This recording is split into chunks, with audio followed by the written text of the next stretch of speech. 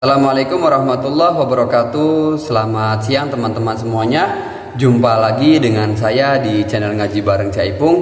Oke teman-teman, pada kesempatan ini saya akan mencoba menjawab satu pertanyaan yang masuk dari beberapa teman saya. Jadi banyak teman-teman saya yang bertanya begini, bagaimanakah status wali nikah bagi seorang perempuan yang lahir dari hasil hubungan gelap atau hubungan di luar nikah, hubungan bukan suami istri atau dalam kurung hubungan zina teman-teman.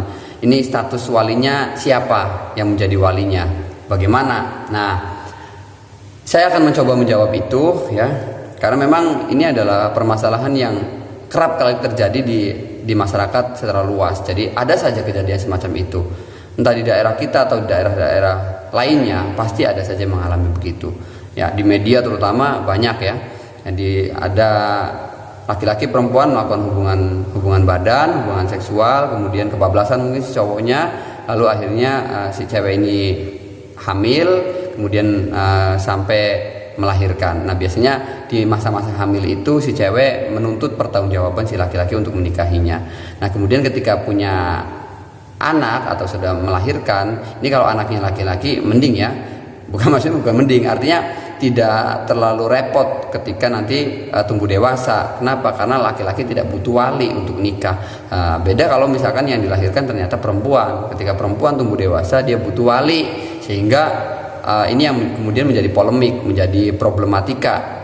Pertanyaan, siapa sebenarnya yang nanti berhak untuk menjadi wali bagi si perempuan tersebut? Melihat daripada bahwa dia adalah keturunan atau anak daripada si laki-laki yang tadi menghamili ibunya, maka seolah-olah kayak walinya dia. Tetapi karena menghamilinya di luar nikah, maka seolah-olah seperti tidak pantas. Makanya di sini saya akan mencoba menjawab, dan saya cari referensi jawabannya itu ada di dalam sebuah buku ya, teman-teman, sebuah buku berjudul Ngaji Fikih untuk Bekal Kehidupan Dunia Akhirat di jilid 2. Ini karya Pondok Pesantren Lirboyo, teman-teman ya. Di sini ada kata pengantarnya Ki Haji Ahmad Idris Marzuki, ini pengasuh Lirboyo yang sekarang sudah wafat ya.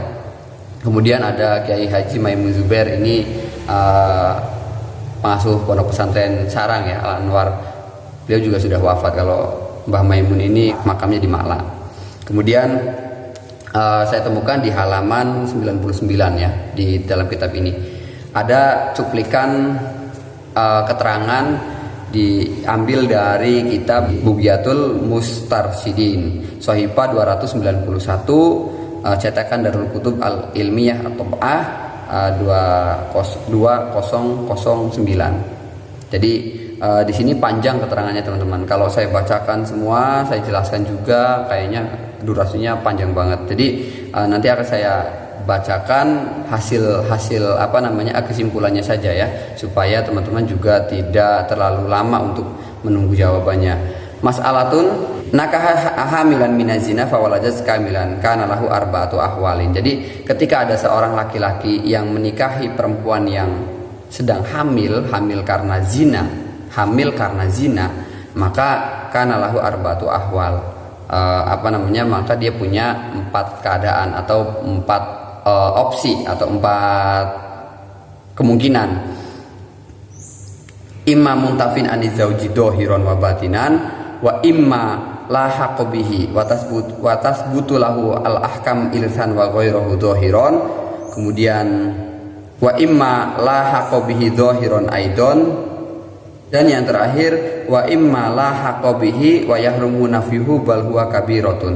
Ini ada 4 keadaan status bagaimana nanti bapaknya si anak tersebut, statusnya apakah dia bisa menjadi wali atau tidak. Tetapi dari 4 ini dia punya keterangan banyak, sehingga saya akan langsung ke kesimpulannya atau ke pembahasan yang menjadi problem kita, yaitu apakah si bapak ini dia berhak untuk menjadi wali nikah daripada anak yang dilahirkan dari hasil zina tersebut atau tidak.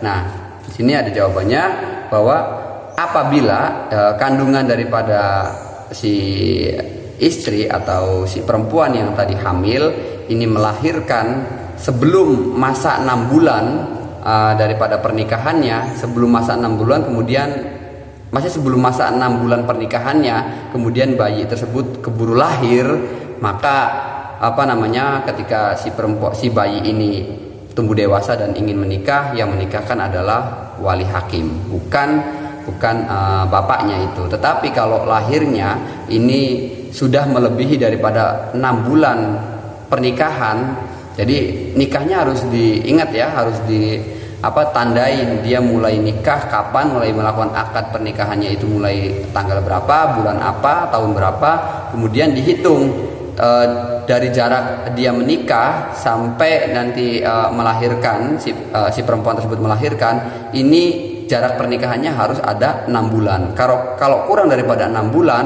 maka untuk status anaknya tidak bisa diwalikan oleh bapaknya itu. Jadi begitu ya teman-teman ya, patokannya adalah di masa 6 bulan pernikahan. Ketika dilahirkan sebelum masa 6 bulan pernikahan, maka walinya adalah wali hakim. Tapi kalau lebih daripada 6 bulan pernikahan baru lahir, maka walinya bisa bapaknya bapaknya sendiri. Jadi misal seandainya perempuan yang hamil tersebut baru 2 bulan kemudian karena dia meminta pertanggungjawaban si laki-laki, akhirnya menikah.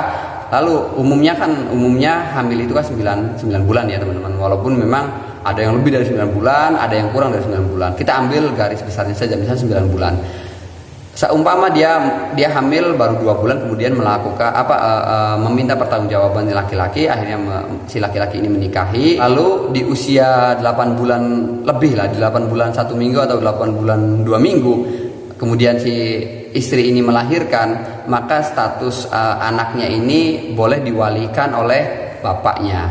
Boleh, kenapa? Karena kalau dihitung dia mulai meminta pertanggungjawaban atau mulai nikah dengan si suaminya tersebut di saat dia hamil 2 bulan, sedangkan dia tadi melahirkan di bulan ke-8 lebih, maka berarti ada 6 bulan lebih beberapa minggu atau beberapa hari di situ.